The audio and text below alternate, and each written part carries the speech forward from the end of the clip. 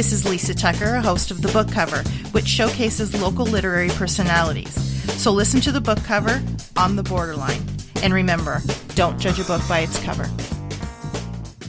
Hi, this is Lisa Tucker. You're listening to The Book Cover on the Borderline. And today I have author, poet, Sabrina Cartwright. Hi, Sabrina. Hi, it's so lovely to be here. Thank you for having me. Yes, I'm so happy. You know what? I don't get a lot of female poets. Oh, really? Yeah, I guess we're few. Well, we're few and far between.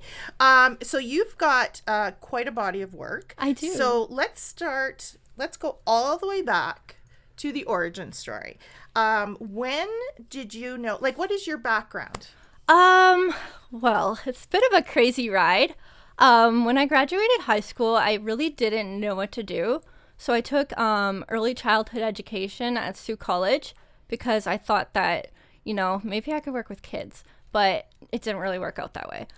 Kids are tough. Yes, but it was a good learning experience. I got to second semester, then I dropped out because I was like, I don't see myself in this field forever.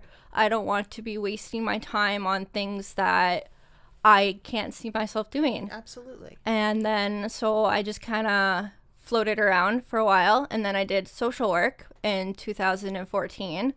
And then I was like, I wanted to keep going with it, but I was dealing with my own mental health issues at the time, so that got kind of triggering to be in. Yeah. So I had to make the decision again to drop out second semester, and I was heartbroken.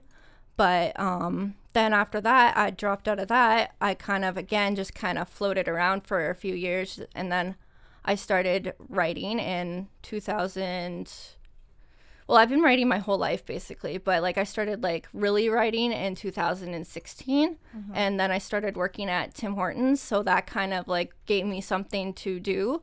I was working night shift, and then I quit night shift because it wasn't working out, and then I did 5 to 1 for a while, and that was okay.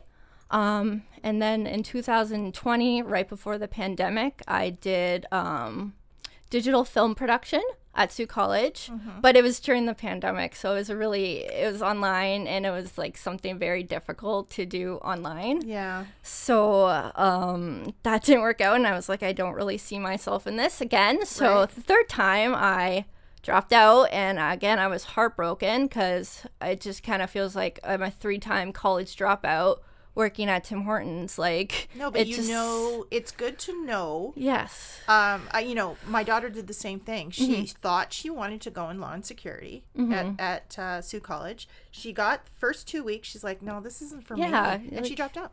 Sometimes you just have to be honest with yourself and be like, if this isn't for me, I'm not going to force myself. You're not 50. No. So you're still young. I'm 28. Right. That's what I mean. You're still young. Yes. So lots of people don't know what they want to do before 30. Absolutely. Yeah, no.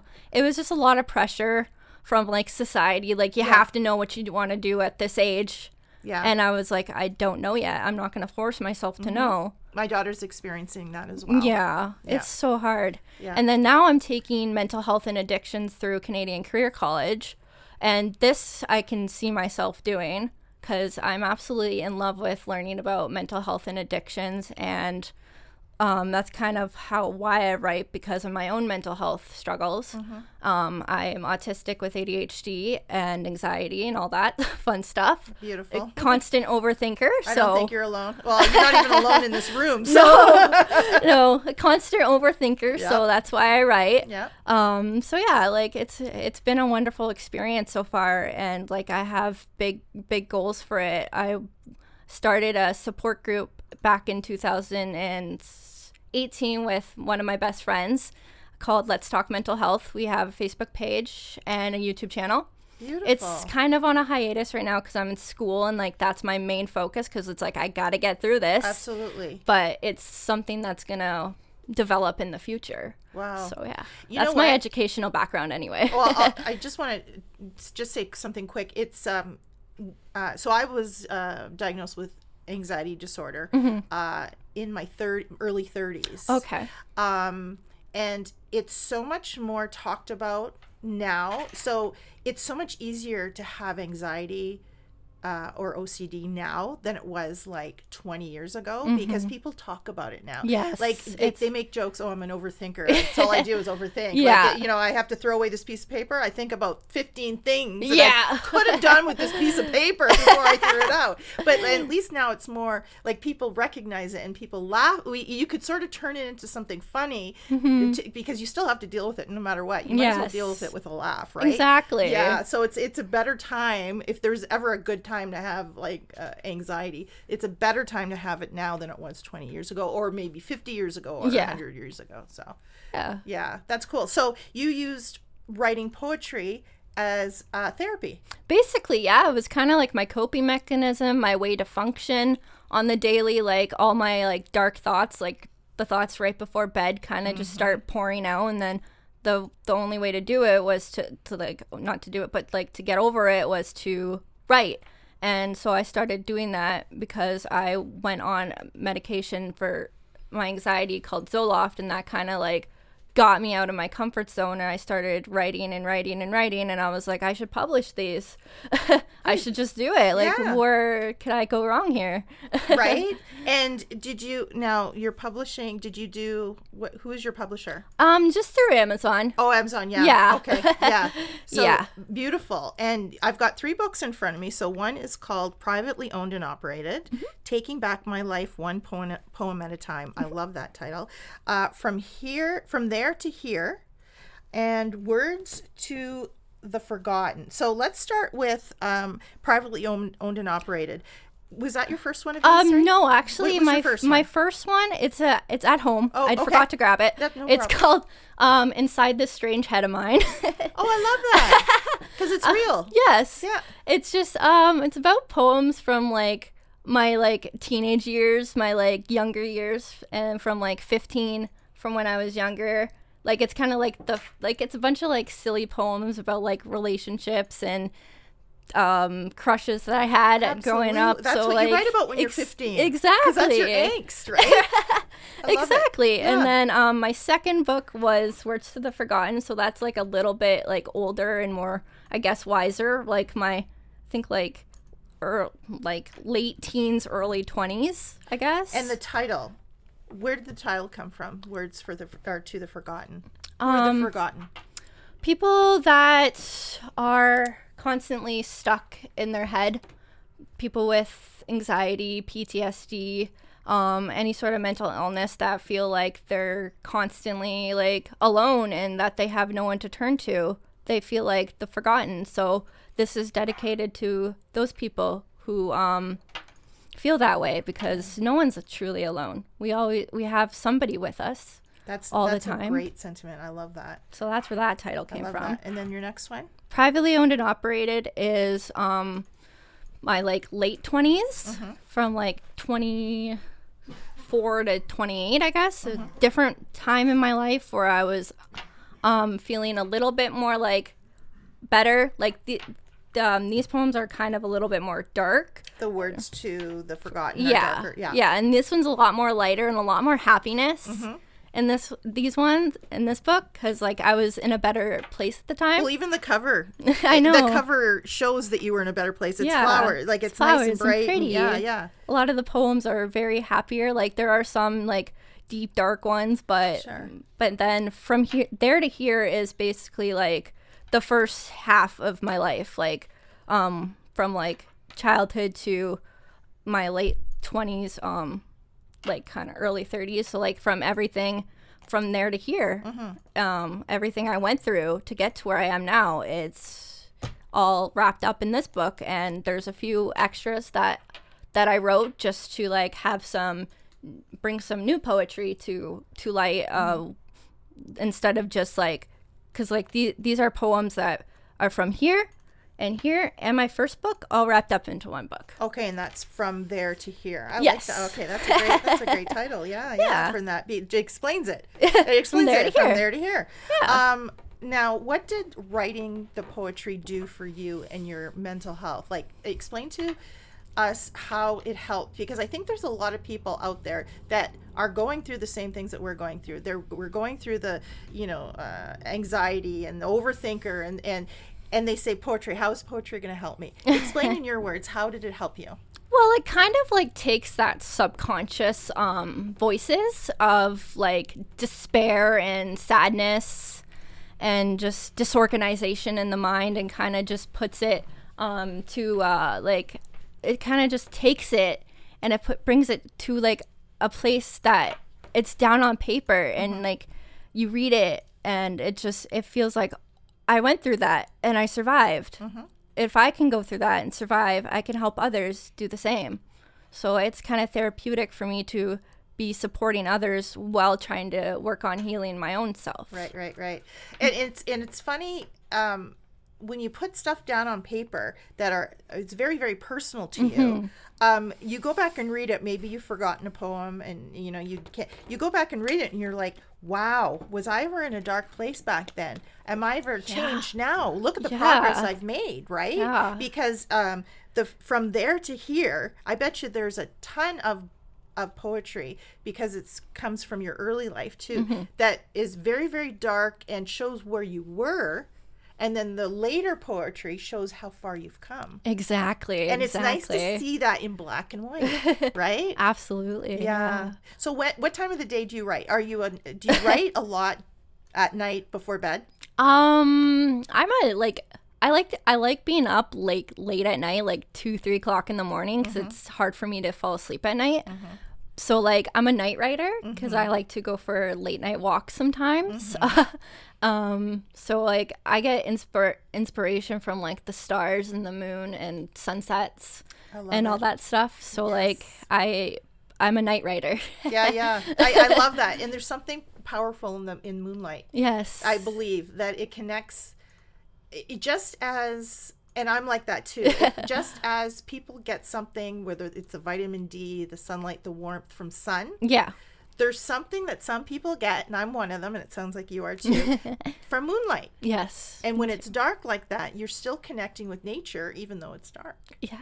That's beautiful. I love that. And I always tell people, or I hear from people who are writing books, there's a story everywhere you look. If you're a writer, you can find a story in the dust motes on a table, right? Like there's a story everywhere. And I love that you basically, you say you get inspiration from the stars and the moon, and there's stories everywhere. You just have to look. Yeah, I get inspiration from work sometimes. Like, it's kind of silly how it's like I feel like I've made myself into my own cliche, like a writer working at a coffee shop for the last 5 years. Like, I think it's like super magical, and it's like I've met some of the most wonderful people working there. Like I just couldn't get through these last few years without them. It's just so amazing. It's just amazing to me how like a job can just turn into something so beautiful like that, even if you like think it's such a dead end job.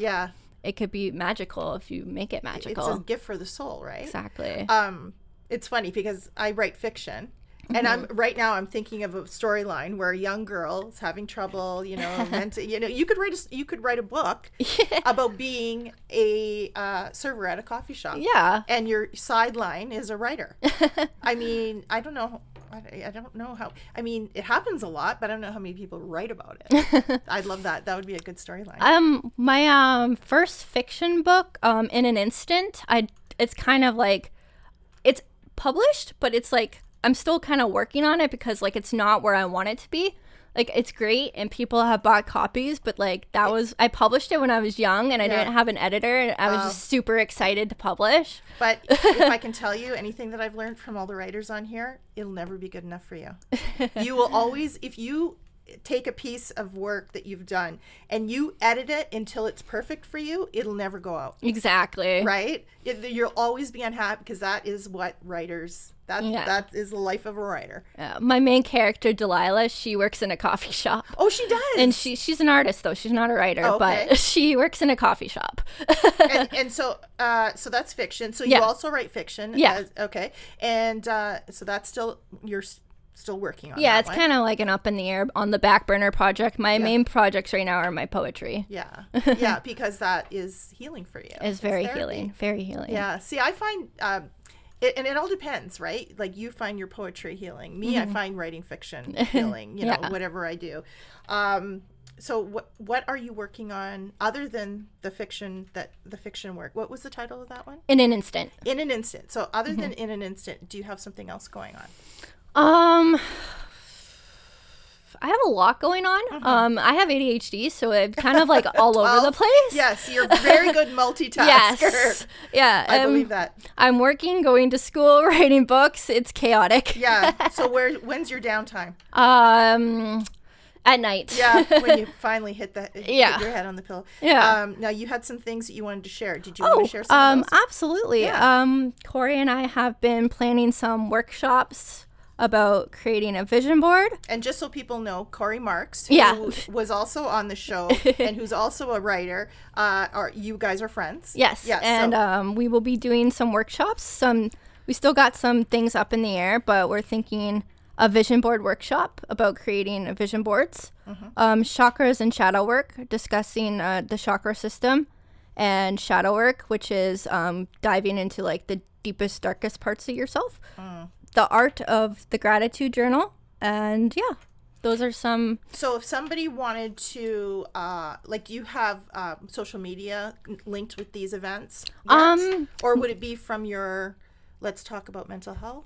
It would probably either be on Corey's Facebook pages. I'm still working on editing, putting up for my Facebook pages, but they can either shoot us a message or we'll get information out that way. Yeah, because I think that's great. Anything, especially this day and age, that can be done with mental health. You know, we've just come out of the pandemic. Yeah, a right? lot of people are still struggling. Are still, like, I want to say PTSD, but a lot of the people who were fine before the pandemic, not even, you know, not diagnosed as anxious or anything like that, anxiety. Those people developed anxiety during the pandemic because we were told, don't go out or you'll die. You know, don't be social or you'll die. Stay in your house or you'll die. Yeah, you literally. know? And then all the thing about the vaccine. Should I? Shouldn't I? What do I do? And nobody knew what was going on. What a feeling of not control. You know, we were out of control. Yeah, it was chaotic. Yeah. The pandemic completely rerouted my life. I was just not in a good place. It kind of like allowed that alone time for me for a while because I was working and going to school at the time, and then like things happened, then I wasn't working. So for like the first time in my life, I had all this time to like think about my life and the direction I wanted to go and overthink it. Absolutely. Yeah. So then like everything just kind of happened super fast, and now I'm here. Yeah, you got through it. I got through it. Yeah, and I think you know, all the work that you want to do with mental health and spirituality and if there's not, I don't think there's ever going to be a better time. You know, because you know the residual stress. And that's a whole lot. I would love to see the science and the numbers on that. Like if anybody studies, you know, people, you know, on medication, I guess the only way to really get numbers is how many people were on medication for anxiety disorders before the pandemic and how many are now. If we're going to look at the numbers, I would guess that it's at least gone up 25%. Oh yeah, absolutely. At least, right? Yeah. And that's another thing for us that have anxiety disorders. It's really in the forefront right now. It's really in popular culture. Like it's not, you know, maybe 30 years ago, if I said, I have anxiety disorder, people would think I was a weirdo. Yeah. Right? But these days, like you and I, you said you know, you have anxiety, and I'm like, awesome, a sister in arms. Right? Right? Like, it's like people like us need to like be around each other because like it's a type of energy that us people type people only understand. That's right. And like we're stuck in like jobs I like my job. It's okay. Yeah. It gets me by, but it's not where I want to be forever. Right. But it's like we're stuck doing these things just to survive so we can be creative and just not do what we don't want to do. Yeah. It's crazy. Like I'm very blessed for my job, but it's it's not where I want to be, but it will get me to where I want to be eventually. Yeah, but you're still on your journey. Yes. You haven't reached your destination Exactly. yet, right? And you're still so young. Like when I say that, I don't mean to be what's the word? I don't want to look down. I'm not looking down when I say you're so young. I mean, there's so much more time. Exactly. You know, I didn't get my dream job until I was 34. Yeah. That's when I got my dream job. I was working at the library. And that was where I wanted to be. And so you've got time. Yeah, and J.K. Rowling didn't publish Harry Potter until she was like in her mid-30s. That's right. She was waiting tables most of her life. Right? So, and look at her now. Exactly. Right? A bazillionaire. Yeah. I mean, not that it's about the money, No. but it's about the art. Exactly. And she's obviously, I mean, successful. Yes, very successful. Yeah. So it's so wonderful. Yeah. It kind of like it's okay to work at a job to get by while you're working on your dream. Absolutely. Absolutely. And I think that people that have anxiety have to give themselves a little bit more of a break. Yeah. You know, you're not trying to fit into this mold that maybe 20 years ago was important to people. Like after high school, you have to go to university right away. You have to pick something and you have to get a job in your field right after university. Yeah. You know, that doesn't exist anymore. No. You know, they say now that people will have up to 8 jobs in their whole lifetime, which means you're switching like every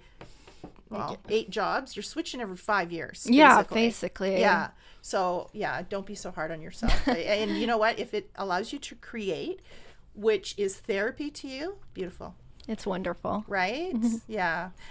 So, if someone were to want to get any of your books, where do they go? They're on Amazon currently. I'm trying to get some bulk. I'm trying to put in a bulk order. I have had a few people message me, but I want to like get a big bulk order all at once, so I have the books on me in case like anyone's like, "Hey, can I have a copy of your book?" Yeah, I can be like, "Here you go." Well, I don't know if you've heard about The Artesian, which is at 514 Queen Street East. I tell all of the authors this. They actually have all local arts, crafts, jewelry, local authors. Okay. So it's I don't even know how many authors there are. At least 25. Okay. Maybe 30. Yeah. That would be a great place because all this local talent is in one spot, right? Yeah. And as a local author, you would be perfect for there. Absolutely. So that's a nice place to get your print books and to send people. Yeah. Yeah. So you'll have to check that out. Okay. Yeah. So other than Amazon, people can message me and I send the money. It's not about the money, but like you gotta survive. But you have to put a value on your work and your skill and your art. Absolutely. Yeah. So. And so to get a hold of you would be from Facebook, and you're on there as Sabrina Marie Cartwright. Sabrina Marie Cartwright. Yep. Okay. And do you have an email address that you? I have a few. Okay. Sabrina.rosso13@hotmail.com is my main one. Okay. That I use for like business and stuff. Okay. Because it has my legal last name. Right. But Facebook is probably the more accurate because I really don't check my email. I'm just thinking, just because there's a demographic out there that does not use Facebook. Yes, absolutely. Yeah, so I always want to give another option to that. Yeah, yeah. I'm just very disorganized at the present moment. Well, you've got a few things going on. Yes. Yeah. So you get a break for the summer? From school? No, it's a full year program. Oh, I start placement in November. I'm pretty sure, and then I graduate in January. About beautiful. 6 months in. Wow. It's been wonderful. I can't see you not being able to get a job right away because it's so needed. Absolutely. It's so like in this city, I don't know. I'm sure our city is not unlike other cities. Yeah. With, mental illness leading to drug issues, leading to Yeah, I also struggle with addiction issues for a while. It's not as bad as it used to be, but I'm on the mend. I'm getting better. Good. And you know what? It's easier. The slope is slipperier than people realize into addictions. I have an open prescription for Tylenol 3s. And because I have an ongoing chronic illness. Yeah. And for a while there, I was taking them like Tic Tacs. Oh, geez. And I could almost see the choice in my head. You either go this way or you go this way. Yeah. And I chose to go a different path. But, I'm an older person, educated, and I almost slipped down that path. So it's easier than people realize. Exactly. It's like, you're not a bad person. No, you're a good person who had bad things happen to you. That's right. Yeah, that's right. And, not every person who, the people that you see downtown, on the streets, they weren't always like that. No. There's somebody's kid. There's somebody's father, maybe, or mother. Bad things sister. happen to them. Absolutely. And it's the only way for them to feel like they can cope. Yeah, that's right. And there's no other way. So that's why mental illness has to be addressed first before they get there. Exactly. Yeah. So I'm a big believer in like teenage and child mental health. Yeah. Curating that mental health, giving them tools at that age. So when they become old enough to go out and get their own, substances, they're not choosing wrong. They're choosing I won't say wrong. Yeah. They're not choosing this way. They're choosing a different way. They're choosing the right avenue to go down. Yeah. I see another book. See, that would be a great book too, a nonfiction. Yeah. Yeah. I already started working on the next book in, I guess, this series after this one. I haven't had a title for it, but I've already written a few poems on like this part of my life. Oops, goodness gracious. On this part of my life, which which will be much happier and more better than the clouds previous. Are parting and you're seeing sunlight. Yeah, so beautiful. So it'll be a much lighter a much lighter book. Good. Yes, good. I'm glad to hear it. I'm glad to see it. Anything you want us to know before we sign off?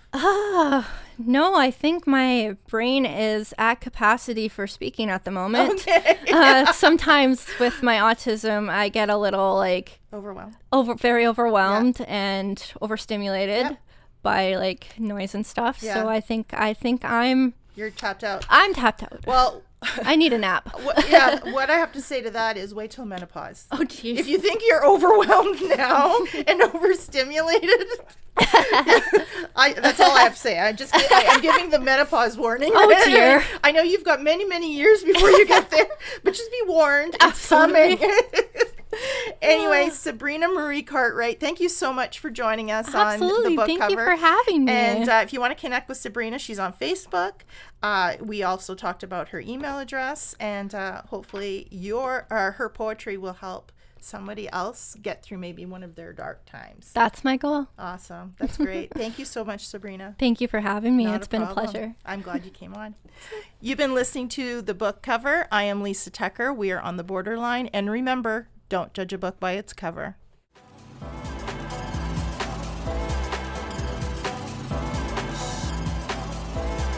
Hi, you're listening to The Borderline. This is Sabrina Marie Cartwright. I'm a writer, poet, and mental health advocate. And listen to The Borderline.